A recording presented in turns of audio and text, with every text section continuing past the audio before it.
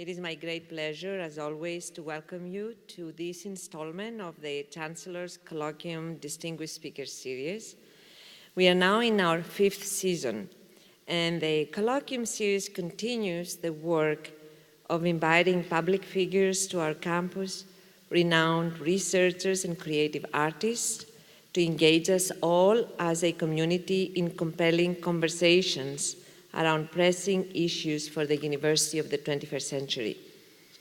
As in the past, our distinguished speakers this year encourage us to take a fresh look at the university as an incubator for innovation and help us reinvigorate our land-grant mission in a more global context.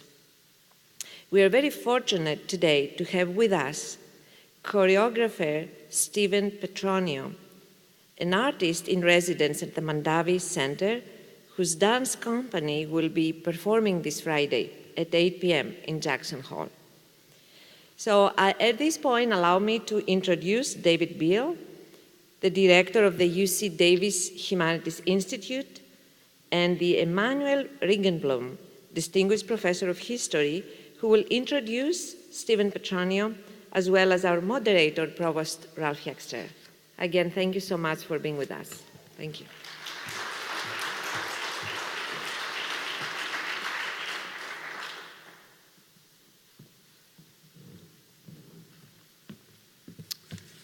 Welcome, and thank you for joining us here this afternoon for the conversation with Stephen Petronio. Before I introduce our program, I just want to remind everyone to turn off your cell phones, and please note the exits nearest to you in case of emergency.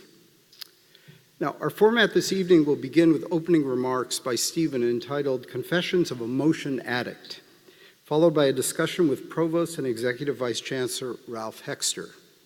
Then the audience will be given an opportunity to ask their own questions of Stephen Petronio, moderated by Provost Hexter. Allow me first to introduce our moderator, Provost Ralph Hexter. Provost Hexter is a distinguished scholar in classics and comparative literature and is an academic leader. He has made it a priority to foster excellence across the full range of disciplines and to promote equal opportunity, diversity, and inclusion for students, faculty, and staff. I'm now honored to introduce our distinguished guest, a very talented dancer and choreographer, Stephen Petronio. For nearly 30 years, Stephen has honed a unique language of movement that speaks to the intuitive and complex possibilities of the body within the shifting sphere of our current time.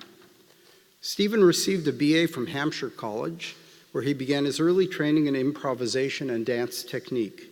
He was greatly influenced by working with Steve Paxton, as well as the dancing of Rudolf Nureyev, and was the first male dancer of the Trisha Brown Company from 1979 to 1986.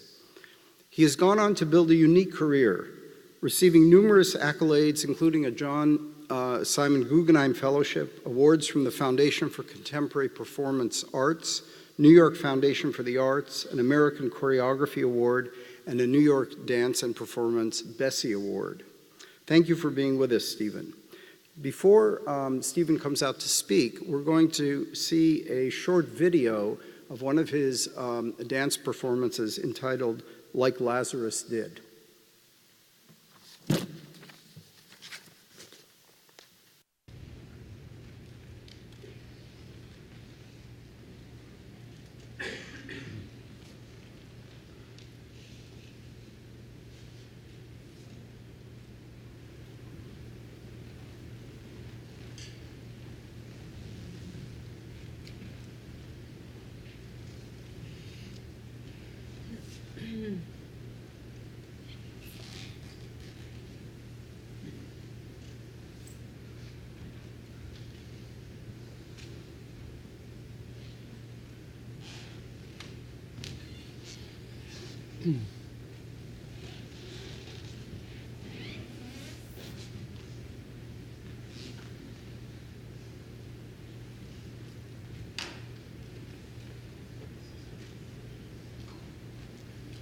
These are my father's children, each one my father's child.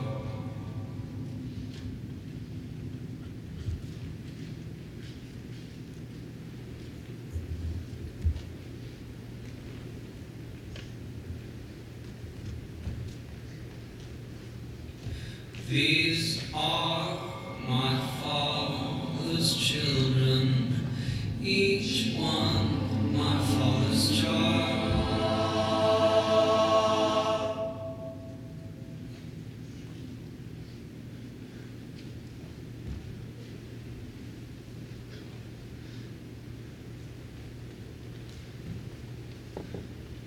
These are my father's children, each one outshine the sun.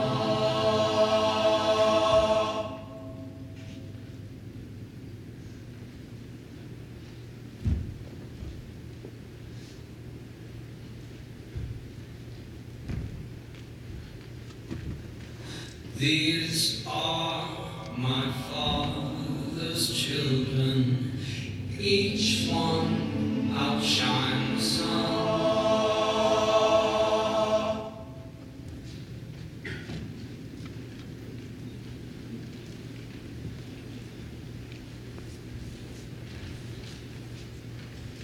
Done with this troubled world at last time. Done with this troubled world at last. Done with this troubled world at last time. Done with this troubled world. Done with this troubled world at last time. Done with this troubled world at last. Done with this troubled world at last time. Done with this troubled world. Done with this troubled world. Done with this troubled world. Done with this troubled world at last time. Done with this troubled Done with this troubled world at last. Done with this troubled Done with this troubled world at last time. Done with this troubled Done with this troubled world. Done with this troubled Done with this troubled world at last time. Done with this troubled Done with this troubled world at last. Done with this troubled Done with this troubled world at last time. Done with this troubled Done with this troubled world. Done with this troubled Done with this troubled world. Done with this troubled Done with this troubled world. Done with this troubled world.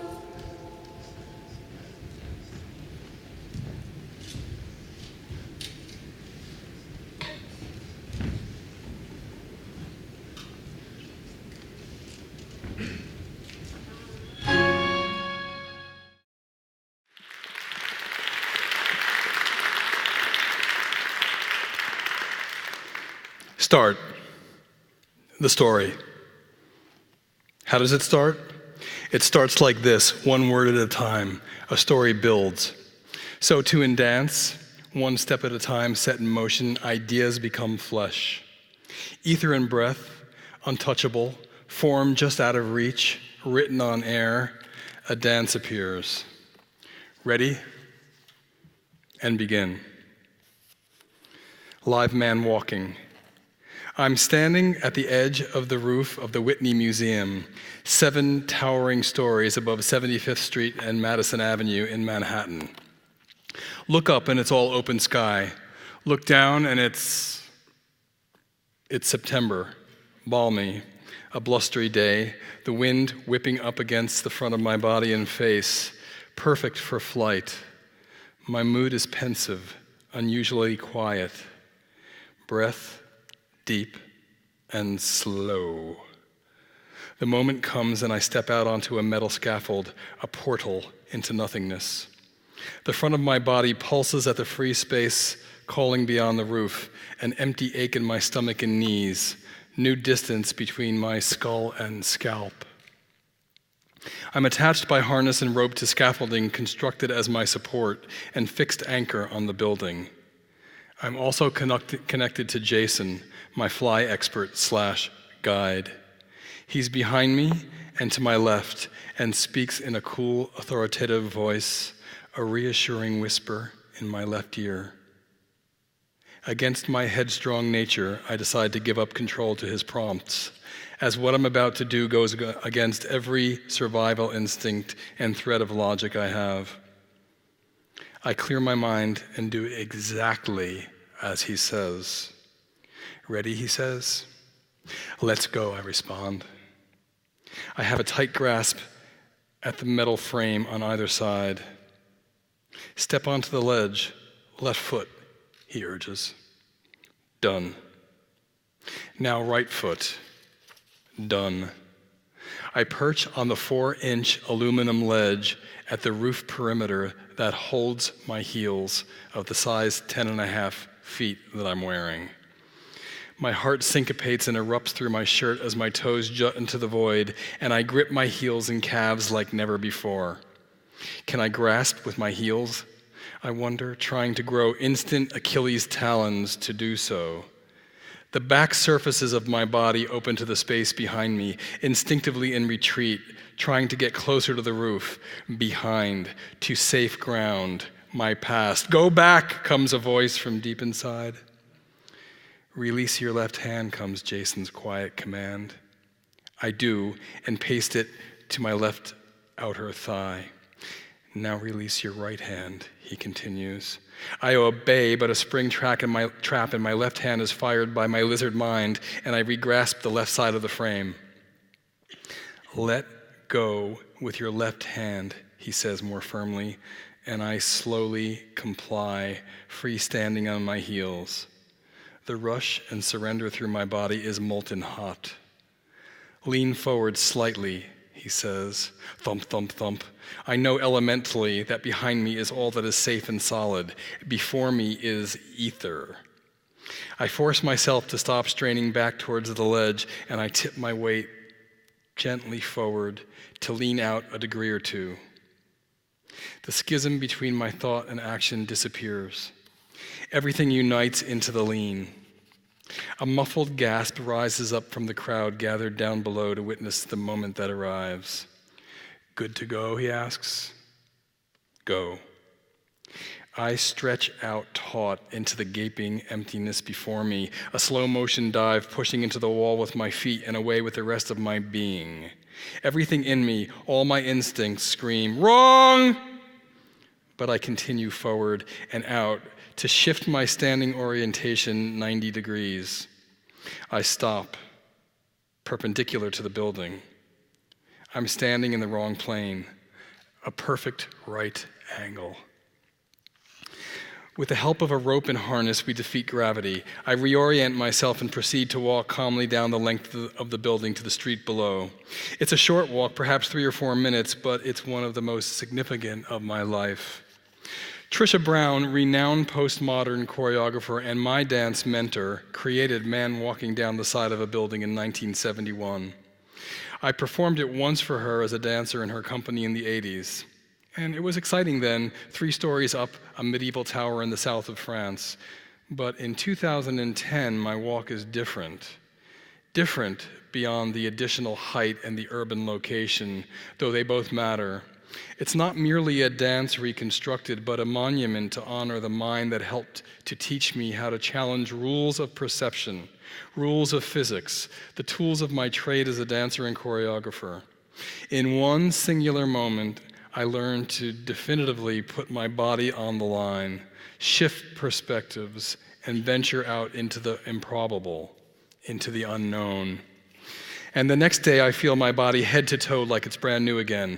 Can't stop thinking about the moment of lean. The walk has given me a rush that lasts and transport me to a state of suspended reverie. I'm bigger, expanded. I'm an artist, a choreographer to be exact, and I make movement, dances, visceral things that exist in a moment of real time, then disappear, evaporate. Mine is the elusive art of shaping energy into form, of small adjustments, incremental growth, and daily disciplined practice. But stepping out onto the ledge of the Whitney roof and leaning out into Manhattan's slow motion, free fall, anti-gravity space is like taking my molecules to a cosmic, high-powered car wash. Renewed again. What more will it take for me to come clean?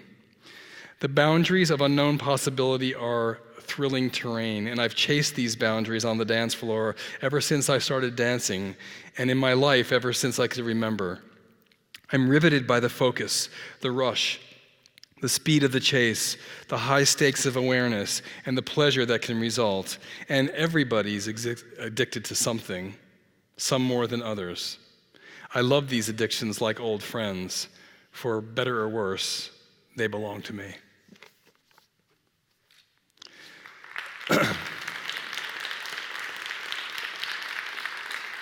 So, Ralph, are you going to join me? So I'm Stephen. Hi, thank you for coming. Hey, why don't we have a seat?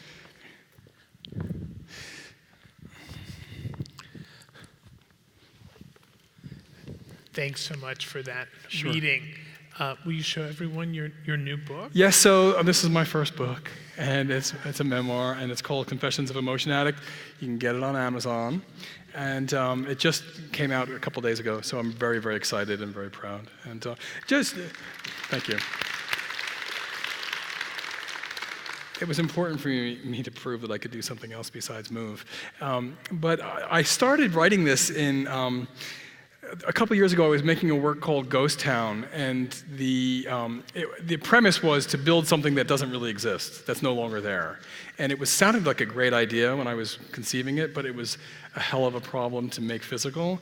So I was not sleeping very much. And so while I stopped sleeping, I began writing. And I decided just to begin writing memories from my childhood as a kind of exercise in writing down phantoms. And then I began to post them on Facebook, and then people began to send me backstories in response. And that rarely happens in dance, and I was very excited by that. And then eventually somebody said, well, when is this being published? And I thought, well, what are you talking about? And then I decided to do it, so there you go. Well, I can tell this is going to be delightful because you've already answered several questions I was going to ask. That's great. Sorry. No, that's great. So I can ask other ones. Okay. So this is a pretty confessional memoir. I seem to be a confessional kind of guy, yeah. Yeah. Well, and you began to talk about the differences between the feedback you got to your postings and then how that led to the book. I was wondering, did you think of or have you discovered some either differences or similarities with the creative process of dance, of creating dance and writing this memoir, or very different? Well, I'm a very instinctive artist, so I fancy myself very well versed and studied and a certain level of intelligence, but really it's a mysterious process to me, and it comes in washes of inspiration, whether it's in movement or writing. So, and often the beginning of something is the gift, and I'm an Aries, which is the child of the zodiac, and in some circles the Aries has the most to learn, but we're very good beginners. And so I'm great at beginning everything, and then I usually get a bunch of people to help me finish everything. So, the writing for me was very similar. It came in great rushes of formed thought, and then especially the younger years were quite easy for me because I had very strong visual pictures in my mind, and I just had to paint them with words. But when I got to be like an 18, 19-year-old adult who was thinking and making decisions, that writing was much more difficult to be as interested in on that emotional level. So that was interesting to understand. And when you're creating in the studio, the things that inspire you in the studio for dance, the things that inspire you come very naturally, and then the problem of craft and transition and and elaboration of a theme are the work. So I think they're quite similar. Well, one of the things that struck me as I read it, and Stephen was kind enough to let me have a chance to read it a few weeks ago, was that it is not linear in terms of the chronology. You jump around a bit. Is that something that was planned? It must have been at a certain level. What were you getting at with that? Well, my mind is fractured.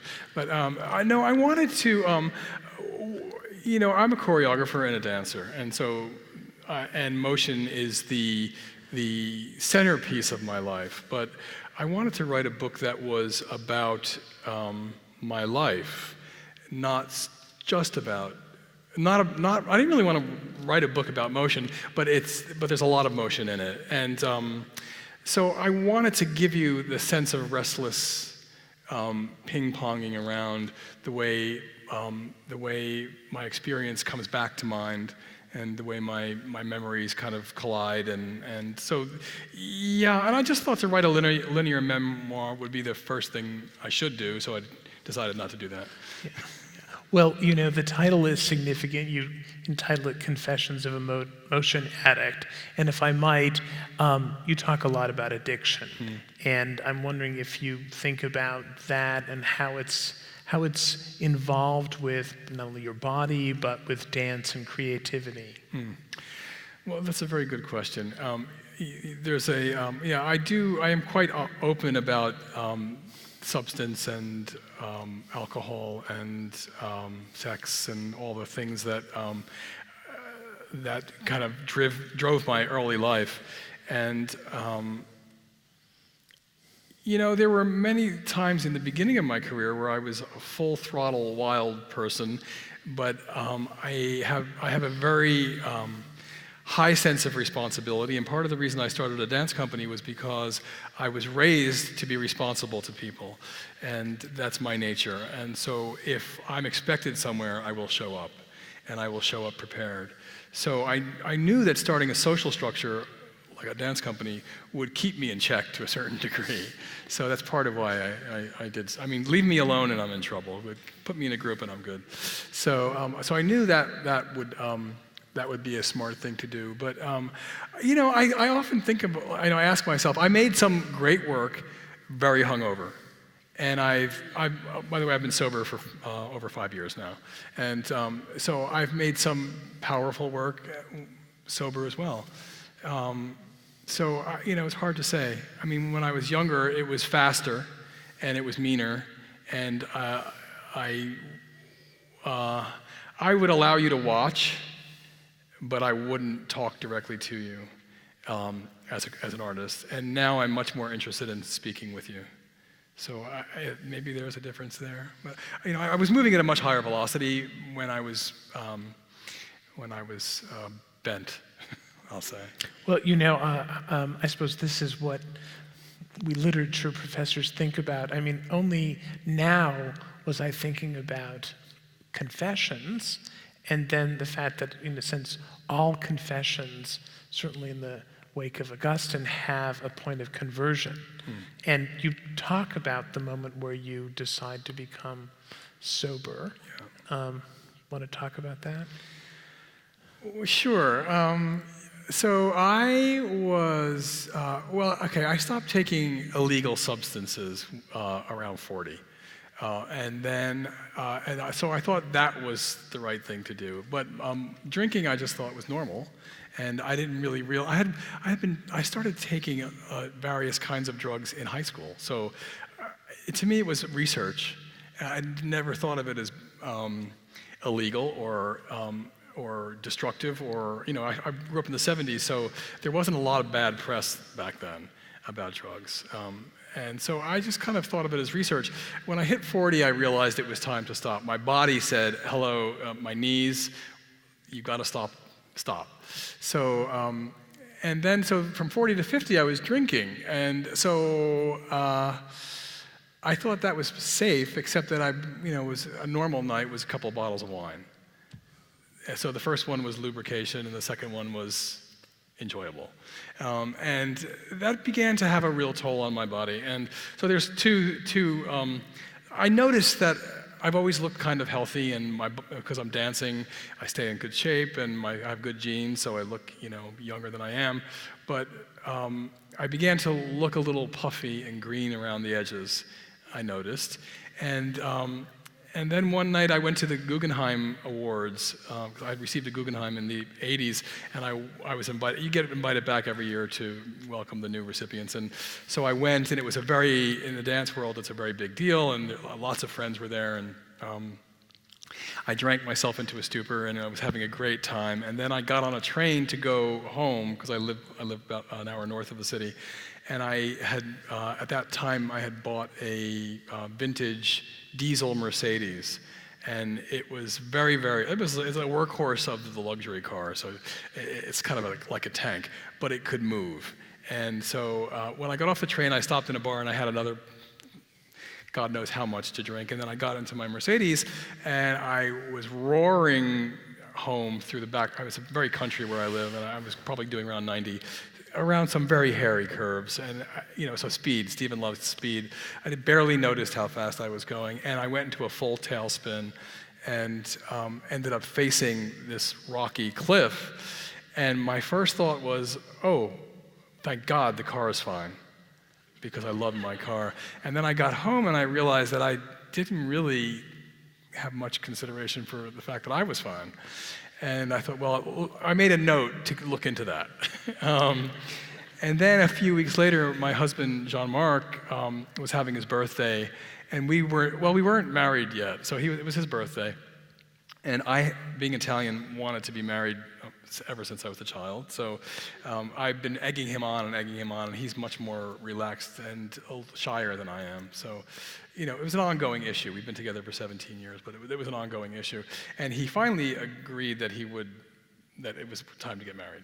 And so it was his birthday, and I got very sauced up at a party before, and I went to meet him at his birthday. And we're sitting around a table of friends and relatives, and I mentioned that, oh my God, Jean-Marc finally has decided that it's time to get married. And Jean-Marc asked me to keep it under my hat, which sent me into like a blackout, basically. And so then every 2 or 3 times in my life, this horrendously evil ogre has made an appearance. And usually it's in the privacy of my own home. But that night, it was in full view in a restaurant of friends, and I don't really remember what happened, but I was I was not nice to everybody sitting around that table. And the next morning, I got up, and a friend of mine, Maria Casso, who's a life coach, called me, and she also is on the board of the Betty Ford Clinic, and she said, well, Stephen, you could do it 2 ways. I could get you into Betty Ford today, or I could do it with you one-on-one. And so she counted the first 90 days with me one-on-one, and I haven't had a drink since. So it was quite, I'm not going to say it was easy. Those first couple of years, though, were not difficult. The hard work begins a few years down the line. Well, I promise we won't talk about addiction the whole time, but I have to, reflect on the fairly recent death of Philip Seymour Hoffman. Yeah. And do you think of the arts community and the number of people who seem to not be able to be creative without that degree of being on the edge? I don't think it's about being creative without being on the edge. I think it's about coping with the mechanisms that get you to that edge. I know for me, when I was at full throttle, I loved getting to the point of the cliff where I was scared that I couldn't get back. And then I knew I had done proper research. But really, it's about, for a lot of people, it's about pain and insecurity. And for Philip, I think he was petrified of acting. He said that he's petrified of acting. And what you have to do, Barbara Streisand she's phobic about singing in public. What you have to do to get yourself to the place where you're going to show your talent, I think, is often a daunting thing for people. So I always tell this story where when I don't dance that much anymore. I mostly choreograph, but it got to the point where, and I'm a relatively sane person, but it got to the point where you begin before a show, during the preparation, the doubt the self-loathing and the is my body perfect? Will I remember the steps? Am I sharp enough? Will it be as good as last night? All that stuff piles up. And then you do the show and then you think, oh, I'm great. So afterwards, everything is fine, but before, it's crazy. And I think that's a lot of what it's about in general. Yeah. Well, let's talk a little bit about the making of the dancer. And actually, I was fortunate enough to meet Stephen. Probably it's a good thing that I wasn't the 70s, because I might be in the book. But it was a few years ago, since, as you heard, Stephen's a graduate of Hampshire College, one of our illustrious alumni, so I got to meet him in that. What role did your time at Hampshire play in becoming a dancer? Well, I'm very indebted to Hampshire College. First of all, I was given a full scholarship. So I come from relatively modest background. My father was a truck driver and my mother was a homemaker. And Hampshire at the time in the 70s didn't have an endowment, and it was an experimenting laboratory for the Ivy League schools in the Amherst Valley. In the Connecticut River Valley, Amherst College and UMass and Smith College in Mount Holyoke. And so I was given a full scholarship, and so I went against my parents' better judgment because they didn't understand what the education was like, and they couldn't control it because they weren't paying for it. So I went, and of course I was the first son to go to college, and so being a good Italian second son, I was going to be a doctor. And I thought that was what I should do, and I was excited about doing it. And so I began my medical studies, and then Hampshire does back in those days, it was doing a very interesting thing. There was a 2-week initiation period where you got to go to parties and go to lectures, and classes didn't begin for 2 weeks. Basically, you got all your partying done in those 2 weeks, and then by the time it was over, you were really ready to buckle down to study. Well, in those 2 weeks, I met a girl, and I was quite smitten with her, and so and she was a dancer, and we were dancing at lots of parties, and she said, "Oh, you're really pretty coordinated. You should take a dance class." And I've always been like a brain box, always reading, not very athletic, not competitive, at least in sports, and so I decided to take a dance class to relax. And in that class, there was a teacher. It was an improvisation class, and in that class, I was led to the moment of discovering my body, which I remember like it was yesterday. And I basically realized I had a body that something was below what I saw in the mirror, and it hit me in a very profound way, and so that has continued my interest in studying what the body can tell you. So while you're here with your troupe, you've also been working with some of our dance students. Yeah. How's that going? Very well. We've had one of our amazing dancers has started the process. Julian has been teaching the past couple of days, and I'll go in tomorrow. But it's always beautiful to come to a school and teach, because that's where it started for me. So I'm very aware of that. It's only 1 or 2 hours that you get with these kids, but you can change someone in a second. And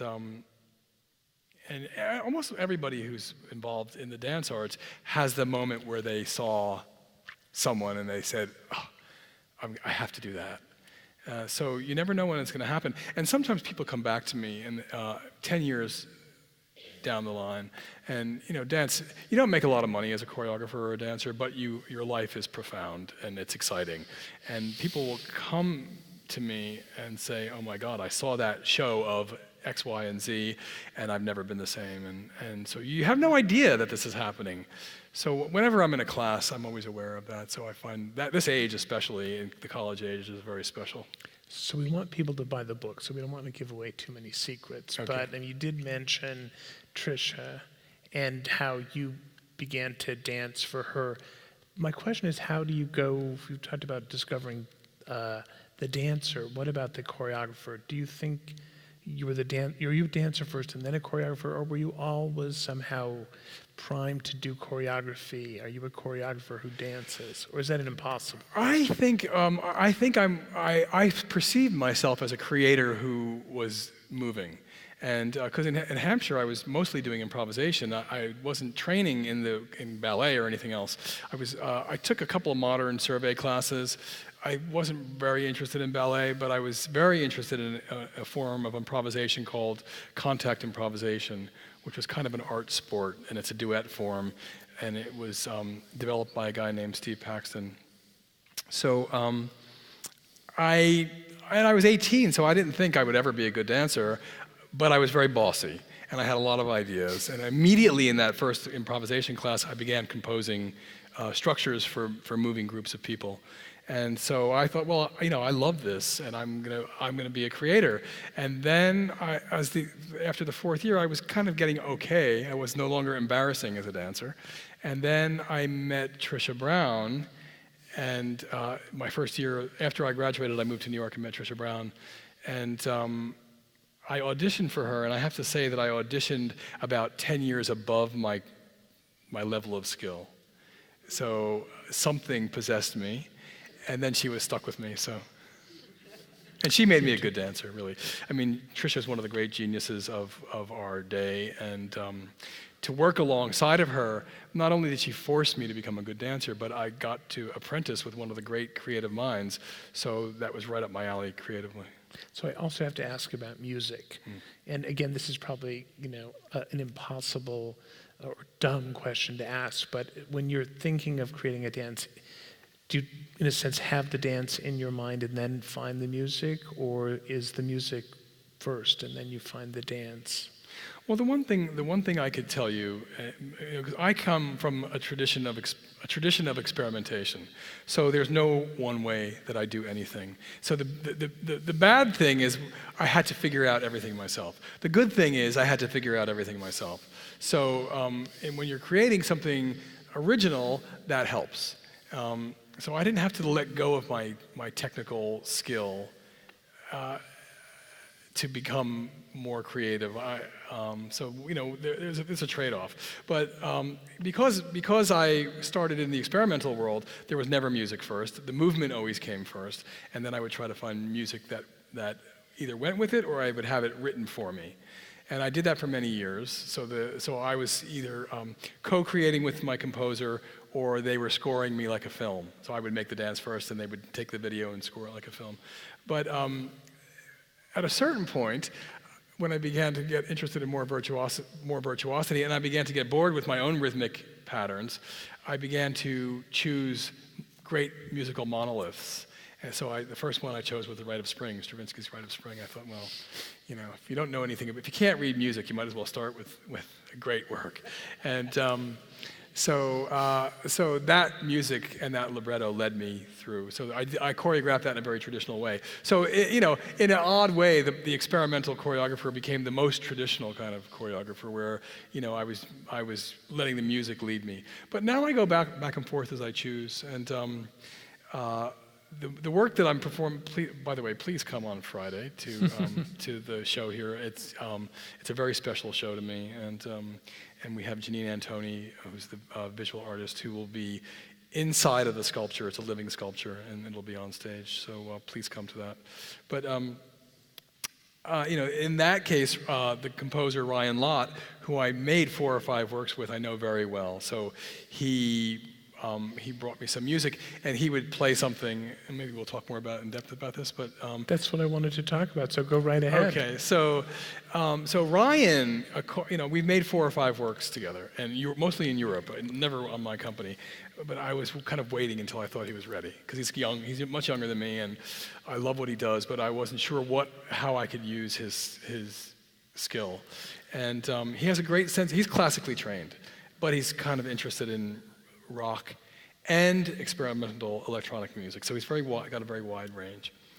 And the first project we did was based on Romeo and Juliet, so the Prokofiev score was kind of a thing that he referred to, but he was also much wilder than that as well. Anyway, we got well versed with each other, and he sent me this songbook that he discovered, and it was a series of slave songs from the 1700s that had never been published before. And these songs were unique in that they had only been passed mouth to mouth, the sung oral tradition. And then they were finally published. Some of them were just shards of songs. And the language was incomprehensible in some of them. I mean, there was kind of English, not this English that I'm speaking, not black English, it was just an English that I didn't understand. And so we navigated our way through these songs, and there were maybe 30 or 40 songs, and we chose 3 or 4 of them, and then he kind of wrote off of the lyrics that we could understand and that we researched a little bit. And so it was very much back and forth. And so the one that you saw was "These Are My Father's Children." Well, that was the one line that remained from that song that we could understand. So that became kind of a mantra for that section of the music. And we did a bunch of songs that were quite, some of them were really sad, and some of them were powerful.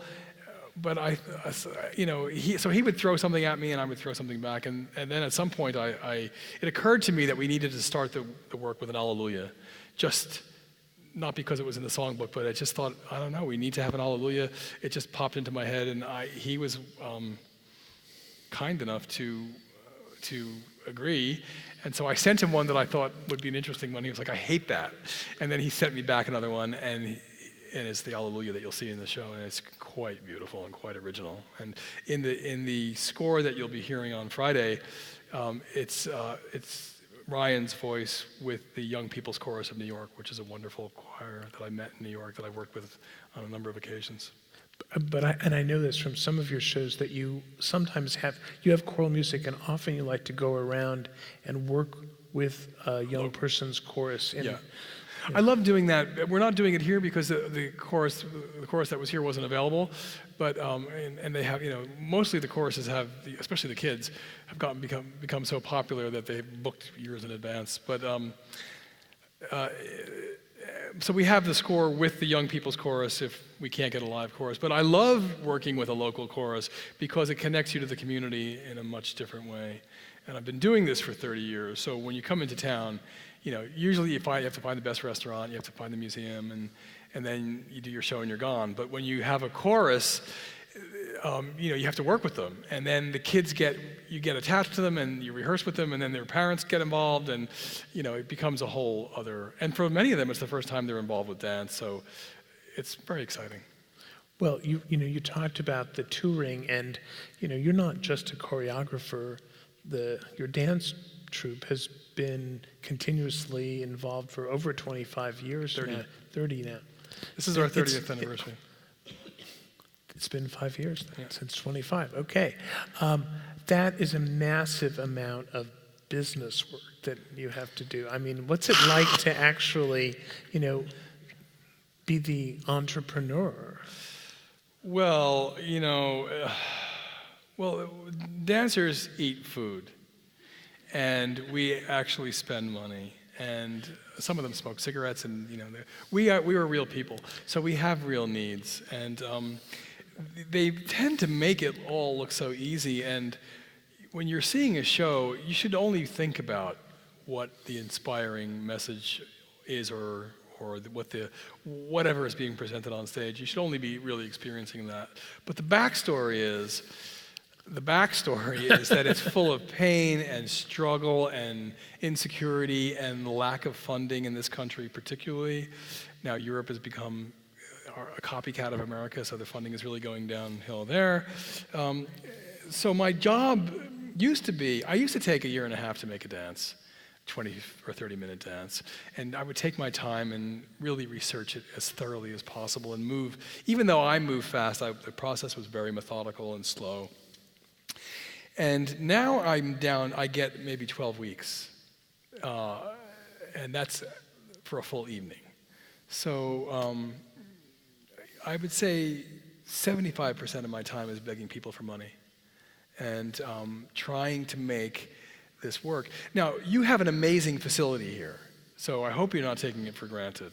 But the country used to be filled with amazing facilities, and many of the producers and presenters that were a haven for dance can no longer get the funding from the state or the government that they need. They have to rely on ticket sales, so they have to bring in Broadway shows. Now, nothing against Broadway shows, but they're replacing the other shows. So maybe there would be one Broadway show in a season, now there has to be 3. And so maybe, I don't know how many modern dance companies you have on your series, but it used to be a theater like this would have a series of 10 dance companies. And now I think for financial reasons, many of the producers that I've known over the years have to have one dance company, one theater company, one music company, and a couple of Broadway plays. So my opportunities, and not just me, but the opportunities for touring have been eroded. So, it's kind of a losing game. Some people think we're looking at a dying art. I like to be much more positive about that and say that if it's good enough, it will survive. But I do a lot of fundraising. So, I have to ask then, since you talk about the future, what are the newest waves you see coming along? Things that really excite you? Well, I want to say that everyone is saying that the model of the dance company is disappearing and that it no longer functions. And maybe that's true. I've gone from 30 weeks a year to 10 weeks a year of touring. So what I'm looking forward to, instead of thinking, oh, poor me, I'm thinking about what do I want the next model for my career to look like. And the most important thing to me, and the thing that I love about dancing, and the reason that I could do it for 30 years, despite the physical pain, the financial difficulty, the emotional stress, am I good enough? Is this piece going to be great enough? All that stuff, is that I get to go into the studio with a bunch of 20 to 30-year-old Olympian artists, and we're half in our pajamas, we're barefoot, and we're researching intuitive motion, and that there's nothing like that. And when a piece is finished, I'm sitting this close to it, watching the fine details of it being rehearsed, and that is the most nurturing and amazing gift of my life. So no matter what, that needs to be preserved. So my new thing is to develop a creative research center outside of New York City, and I've chosen Pauling, New York, and it's a 35-acre facility where me and 5 other companies like me over the course of the year can have guaranteed 2 months of that precious creative time. And whether it tours or not, that will always be there. So instead of relying on the financial gain from 30 weeks of touring, the money will come from private donors for that creative research. And then the touring will, if it happens, will be the fun thing instead of the thing that we have to do to make a living. So that's what I'm excited about. That's cool. So why don't we open it up to questions? I think that means the lights come up, because otherwise I couldn't possibly point to someone. And I know that there are microphones here. Let's see. Yes, there are 2 microphones there. So we're very interested to hear if audience members have questions, and if so, please come on up to one of the mics. And no question is stupid. So please, I like dumb questions. I think we're going to have a question. I like it. I don't know if the mic's turned on or not. It is. Okay. What's interesting to me about dance is that I don't know the moves. I don't know how to understand what it is that I'm seeing. Now, I know that ballet has certain arabesques, for example. In the piece that we saw tonight, the movements were abstract to me. Mm-hmm. I'd like to know if you can explain in terms that I can understand, so I could see and understand what it is that's going on there, rather than just movement. Mm-hmm. You're not alone, and I hear this from men a lot, especially because we need, as a species, the male race needs to rationally understand everything that we see and make some kind of sense of it. And I'm with you there. I relate to that. And a lot of times when I'm not dancing, I'm sneaking around at intermission and I'm listening to the guys who are like, "Did you get that?" And everybody has to get it.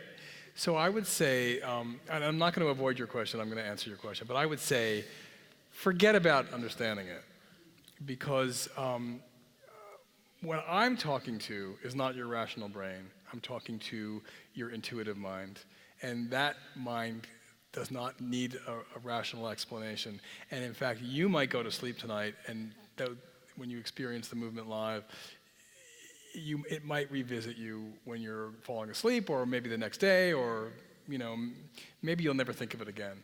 But I'm looking to subvert your rational inquiry as a choreographer by putting, well, you saw that it started with one solo and then it built to a choral cacophony of similar movements that you couldn't possibly absorb all at once. And I do that very intentionally because I want you to see the space around the dancers and the space between them as much as I want you to see the movement.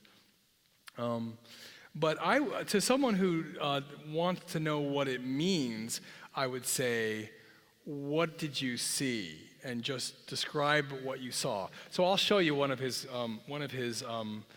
thematic movements is this. So what do you see when I do that? Well, I could see somebody bathing and throwing water on themselves. Great. So these are my father's children. I'm done with this troubled world. So maybe they're washing the world off. Maybe with the image that I was looking for with him, because I started that with Josh Green, who I love very dearly, as I do all my dancers. But I was looking to pull imagery up from the ground, from the earth, because the song is kind of a burial song. The image that I get from the song is kind of, I see Confederate soldiers dead on the field when I hear that song. I'm done with this troubled world. These are my father's children. They're done with this troubled world. It's the moment of departure for them from this body. So I was looking at pulling up in the creative process things from the ground, things from our unconscious, things from movements from our irrational world. So and to wash that away. So that you saw what you saw.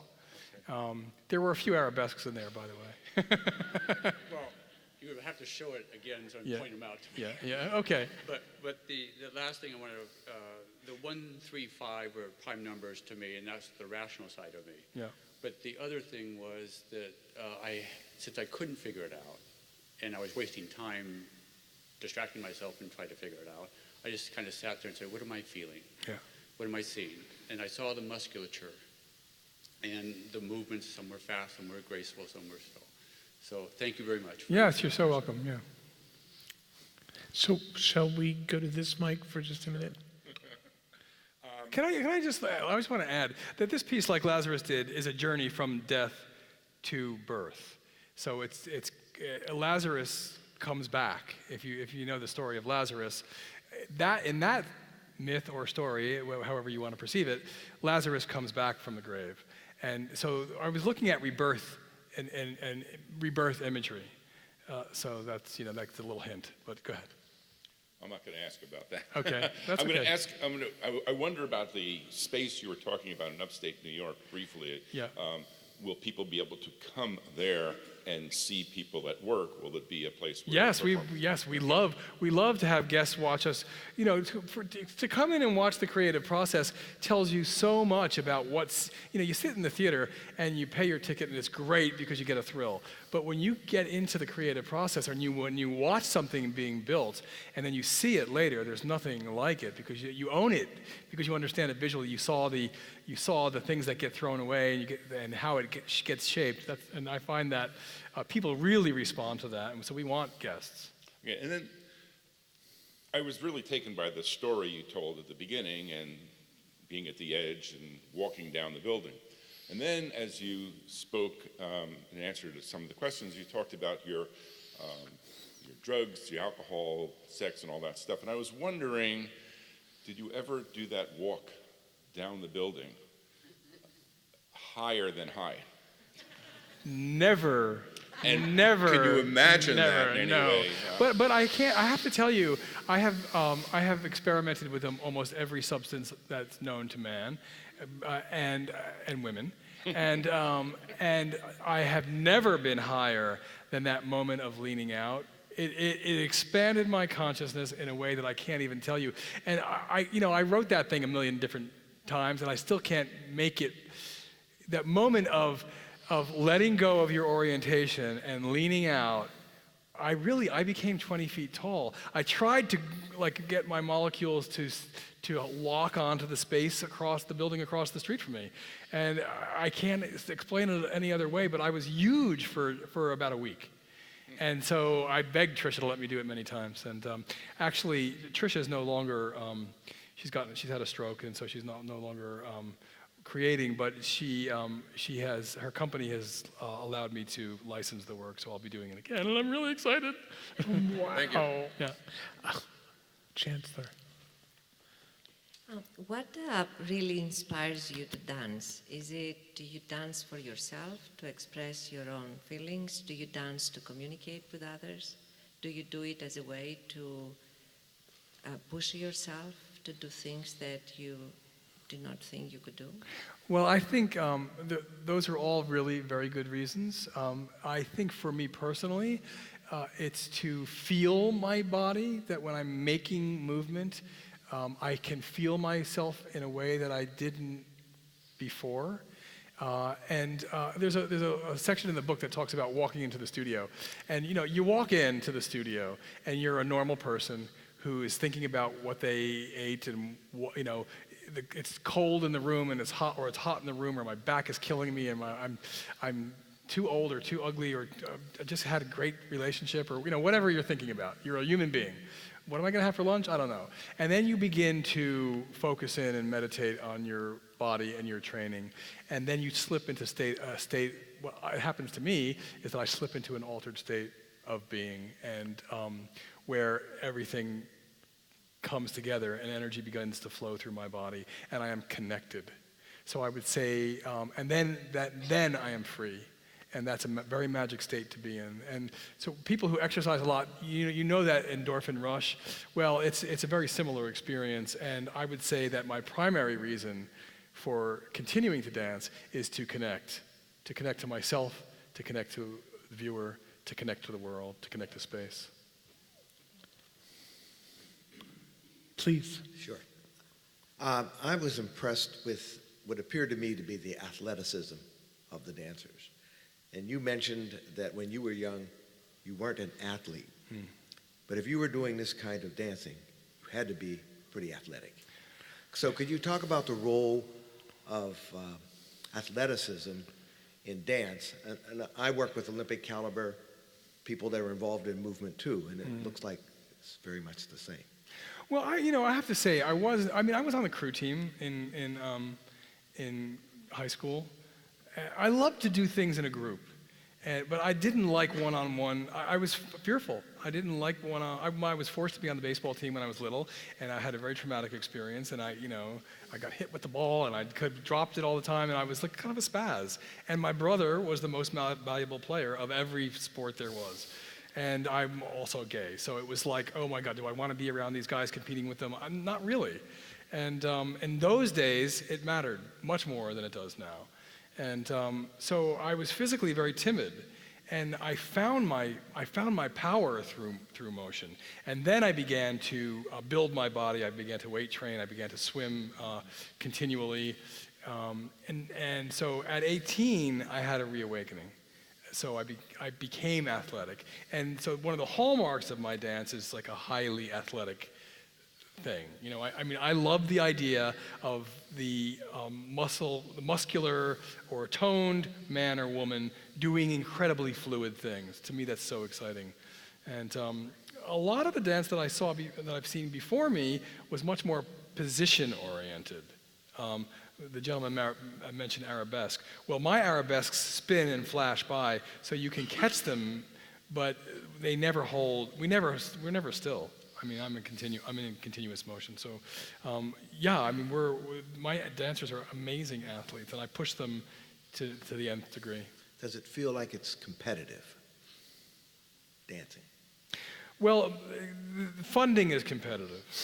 I will say That's always competitive. No, I think actually I'm the thing that you saw had a choral feel to it. I really am very much about a group of people making moving architectural statement in space. And so that's about harmony, not competition. Thank you. Sita. So one theme that seemed to run through your remarks was the issue of negotiating things that have disappeared, things that are in the past. You know, your initial anecdote was actually about a reconstruction of the dance that you'd done earlier, and you mentioned the Ghost Town piece, which is also about things that are gone, and then this really interesting account of having to work with these songs that are vestigial and partial, and that are fragments of something bigger, but those things are lost. And in some ways, all of dance is negotiating that problem, I think, and that it's kind of disappearing as it happens. But I'm just curious about what your own thoughts are about how dance helps you to think through the problem of disappearance and and issues around reconstruction, bringing things back. Well, that's a beautiful question, by the way. Are you a dancer? Yes. Yeah. In my skin are stories, and I don't know they're there until I begin to give them form. And I'm a very energetic person, and the discipline for me is to weld that energy into form that resonates the emotional or physical or intellectual story that I'm interested in at that moment. So one of the techniques I use is called ether sketching. So sketching with ether. If you think of being on a pad with a pencil, you're doodling your thoughts. Well, and then you say, oh my God, I drew an elephant, or oh my God, I drew something Freudian, or whatever it is you drew. And then you begin to have a little self-awareness about what your subconscious mind might be thinking. Well, the same thing, you can doodle with your body. And what you have to do is unfocus your mind and then slip into the state that we were talking about earlier. And then information begins to come that may or may not be profound. Some of it is boring, some of it is mundane, some of it is shocking. And I know in my life that my body knows everything before my mind does. That's just the way I am. I've been given a gift of feeling things through my skin. So, and that's all I think it is. So I would say that movement helps me to mark the memoir of my life. Yeah. Thank you. That was a gorgeous question. Thank you. Please. So you gave kind of a bleak picture of the future of dance and your own sort of talking about the role of touring and whatever. And I happen to be the parent of a 14-year-old who wants to be a modern dancer, and I'm wondering what sort of advice you would give to an aspiring dancer or her parent in terms of thinking about that. I was also the child of a composer, so I know all about funding for the arts and whatever, but... Well, first I would say, my first advice would be to bring her to the show. And then I'll tell you the rest of the advice when I see you there. No. She's here. Oh, good. So I would say, don't expect, where are you? Don't expect to make a lot of money. I'm serious. I'm as famous as they can be, and I'm paycheck to paycheck. Expect to have a life that you would not trade anything for. If you truly find your niche in dancing, you have to do it because you want to do it like nothing else, because it's gonna hurt. It's gonna keep you away from some things you might want to do at night that you can't, that you don't have time to do. It's gonna interfere in your relationships. It's gonna hurt, again. Your body is the limitation. But some of the most creative moments in my life have come from limitation. So I would not trade this life for anything. It does help to marry well. So. But I would really say, try to find the aspect of dance that makes you the happiest and pursue it until you absolutely can't anymore. And then if you can't, then you can't, and then move on to something else. I am very stubborn, so I can't let go of it. I mean, everyone's been telling me for 5 years, 10 years, dance companies are dead. Well, I'm not letting go. You have to carry me out of here feet first. Thank you. Yeah. Please. Hi, Stephen. Hey. How are you? You look great. Yeah, I haven't seen you in a while. Yeah. I actually wanted to just be one of that one person for this presentation to say, to tell the story of saying, I saw you in 1989 in a trio at Serious Fun at Lincoln Center with Frey and I think Ori. Jeremy. Jeremy. Yeah. That completely changed my understanding of what a human body could do. Oh my God. And really, and it kind of in answer to the first gentleman of like, I think for me also in dance, what it means is secondary to what it does or what it performs for us, and the way that you create bodies and the virtuosity of the body and the beauty of the body just really has several times really changed my vision of what's possible. Thank you. Oh, thank you. And, That's so sweet. Yeah, I'm sorry I'm not going to be able to make it on Friday. Oh. But come to rehearsal. I'd love to. Yeah. I'd love to. You're So welcome to. thank you Yeah. very, very much. It's nice to see you again.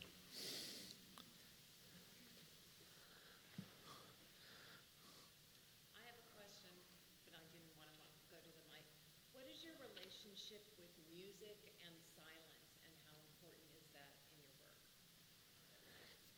Did everyone hear? So, what is the relationship between music and silence in your work?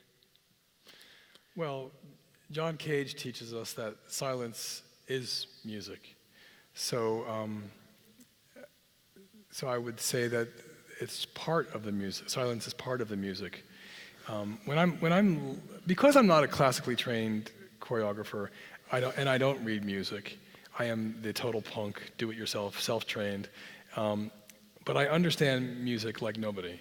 So when I'm listening to music, I'm listening to the space between things all the time, between sounds. And if you look closely at my choreography, it looks like it's very beat-oriented, especially some of the earlier work is very driving and looks like it's on the beat.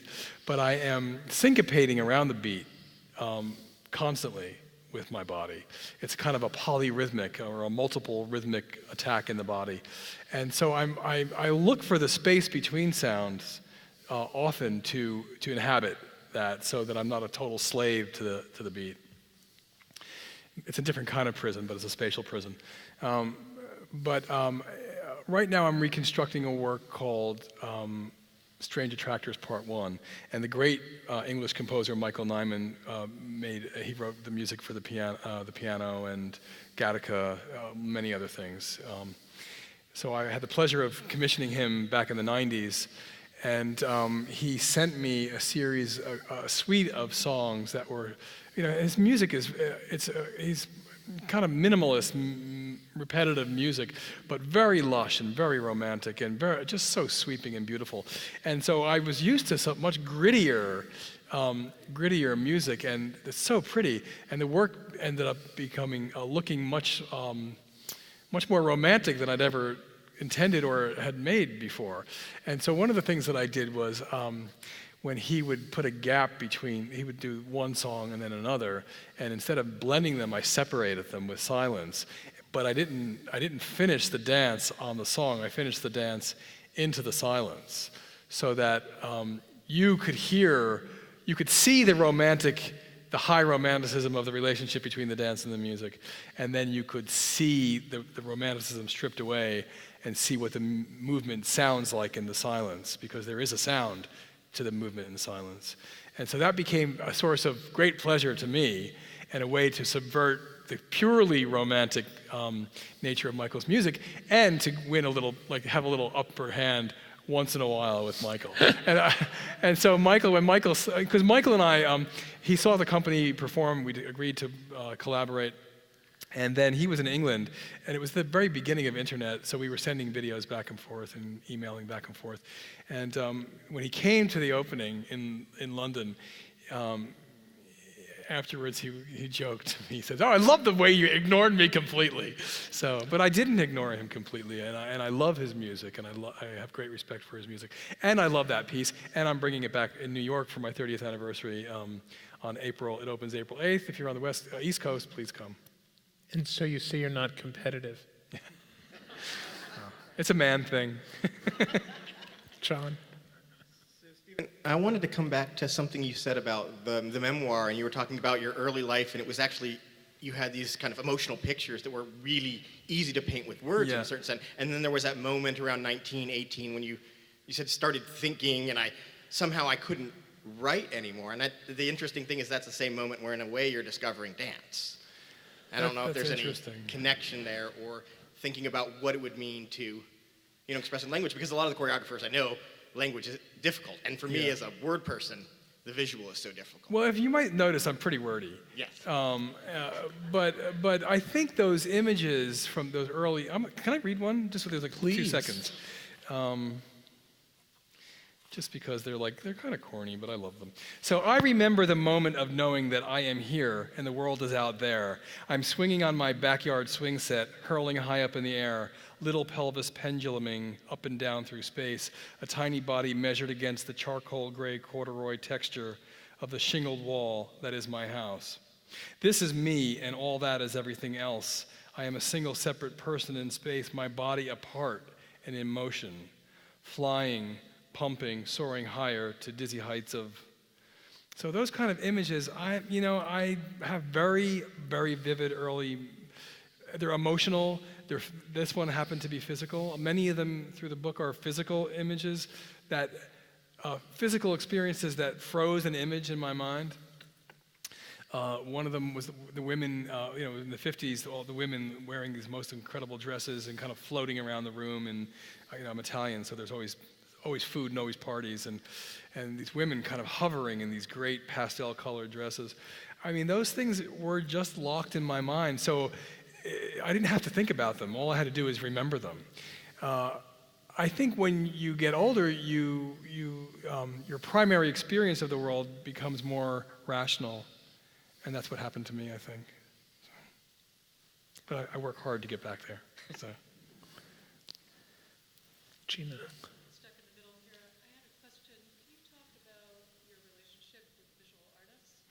Good question. Can you repeat it? Yes. So is it more to that? Well, I was thinking about your image of Janine, yeah.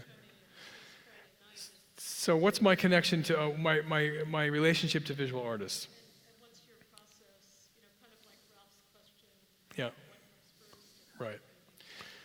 So because I deal in ether, I have a great jealousy of the visual artists who express something and then it becomes an object that they then can touch and revisit every day. So, and I didn't have that envy until when I was 21, I met Trisha Brown, and so I didn't know much about dance at all. I was only dancing for 4 years, and within a few weeks of that, she said, "Stephen, come on, we're going to Bob's house for dinner." And I was like, "Well, Bob who?" And she said, "Well, Bob Rauschenberg." And I was like, "Well, who's Bob Rauschenberg?"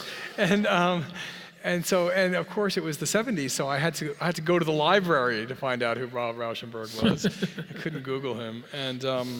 And so there, within a month of meeting the great choreographer who was going to change my life, I was meeting Bob Rauschenberg, and who was a brilliantly unhinged artist, and who had a great love of dance, and he had. I believe, Bob was like a child, and he had the ability to put on, in 2 dimensions, rhythm. Somehow he understood. He loved dance, and he had a way of he invented collage pretty much, where images appear together and in juxtaposition to each other. And many people try to copy that very difficult technique, and it's easy to use it for many different reasons. But Bob created space and depth and rhythm. And I have one of his pieces still, and I look at it every day, and it's different every day. It's always floating, and it's always changing, and so I got a great love. Initially, my tradition is these non-traditional people, And so they were collaborating, and I just, it just became very natural to me that, if you're gonna dance, you have to have music, and you have to have fashion, and you have to have visual art. And I'm, in many ways, I'm very envious of the superficial, the world of the surface is something that I'm not afraid of, and I love. So, and I'm also very social, so I want to have these people around me, and I want them pushing me off a cliff. Janine, who, when you come on Friday, Janine, I invited Janine into my world because Janine uses her body. She's a sculptor, but she's many other things, and she uses her body in the process of whatever she's doing, and she has a performative element to what she does. And so when I met Janine, I invited her in because after 30 years of trying to establish a language, it was established. And then I thought, well, now what do I do? But now I've got a language. Is that it? I'm just going to be using this language over and over again to do this, to do what I'm doing. So I invited Janine in with the intention of having her screw me up a little bit, and boy, has she. In this piece, she's made. She's very gentle in this piece. She looked at my work and she said, "Well, it doesn't stop, so I'm going to be a still counterpoint." In the premiere, she was hanging above the audience, and we can't do that here, but so she'll be hanging over the dance. But she's in a deep, still meditation on mortality and physicality. So that is her contribution to the work, and there's a milagro of body parts that's suspended above her, and she's suspended underneath that, and that's all above the dance. So, but now we're doing other things, and she and I are doing other things, and I found a soulmate in creativity, and so she likes to talk as much as I do, and she's really slow and I'm really fast, and it works very well. So we're creating various other sculptural elements, and we did a video together called Honey Baby, based on the last solo in Like Lazarus Did that you'll see. So, and this is the way Janine has screwed me up. So I made I had this idea, we're going to start with death and it's going to end with birth. And so the last piece of the evening on Friday is a solo. And the solo was taken, my cousin at the time was pregnant. And so she was sending me the sonograms of her child in utero. So I was looking at them and I'm thinking, well, if I'm going to make a dance about birth, I need to use, and the child's name is Trevor, so we call that last solo Trevor. So I took a lot of the shapes that Trevor was making in utero and I built them into a dance that ends the piece, and it's all on the floor. So Janine sees that and she's like, well, we've got to cover that thing in honey. And I'm like, I love the idea, but on a proscenium stage, honey gets everywhere. It'll be there for years, and the theater just wouldn't have it.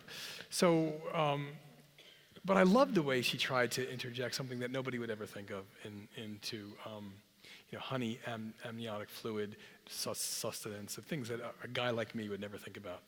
And so it didn't happen, but we thought, well, it'll happen in a gallery. And then she did what no other visual artist did. She invited me into her world, and she said, well, why don't we make a piece of visual art together based on Trevor? And so we made a video in utero, in honey, of the solo, and it got much more microscopic. So Trevor was actually on the stage. Honey Baby is in this thing that we created that's kind of womb-like, kind of an industrial womb. And and that piece is called Honey Baby. And I'd love to, I should have brought it here, but anyway, it's a beautiful 15-minute. Next time. Next time. So yeah. I think we have time for one more question. Adrian. First of all, thank you so much for being here. This is absolutely wonderful. And you've talked a great deal about the creativity that goes into the work that you do as a choreographer. And we as audience members come here and we're absolutely transported by these beings who do things that we can't imagine doing with our bodies. Isn't that wild? And I wonder if you could speak a little bit about what goes on what is an average day for one of your dancers? What enables them to be able to do that in the evening show? Yeah. Wow, what a great question. Sheer stupidity. They dedicate their life. That's a really sweet question. they dedicate their life to studying and honing their body and developing their physical instrument. It's, if you think of a musician polishing and tuning up, they take from yoga to ballet to Alexander technique to whatever it is that they're working on to fine tune the articulation of their body. And in my work, it's about the conscious direction of energy through the body and out into space. So it takes a certain amount of control and letting go. So they do a lot of things to let go as well. And I think an average day for them is they get up, some of them do train other people for a living, or do something before a rehearsal, go to yoga class or something like that. They show up. I don't teach them a class in New York because I don't really have the time to do that in New York, but they have a half hour to warm up on their own. Whatever it is they need to do, a lot of them lie on balls and rollers, and they'll do a ballet bar and whatever. I personally go and do interval training or swim, and then do some kind of meditation to mobilize energy through my body, and then I show up at rehearsal. And then we rehearse for, we only work 4 days a week because that's what I could afford to pay them. So they come in at 12, at 12:30 rehearsal starts, and then we work like maniacs. We do in 4 hours what most other companies do in 8 hours, because that's the limitation of the finances in New York. And so we work on, we pack it in. There's no sitting down. We're always working on some problem or reconstructing something from the past or looking for something from the future. And that goes on. And a lot of times I don't tell them what I'm looking for. I teach them movement and then throw them into a disorienting problem that will not allow them to answer the question rationally that I'm asking. And so there's lots of accidents and not bad accidents, but good accidents that we try to recreate, and the work looks spontaneous. And then they run off at 4 o'clock and they work at the hairdresser salon, or they go to the bank, or they go back to the gym to train somebody else.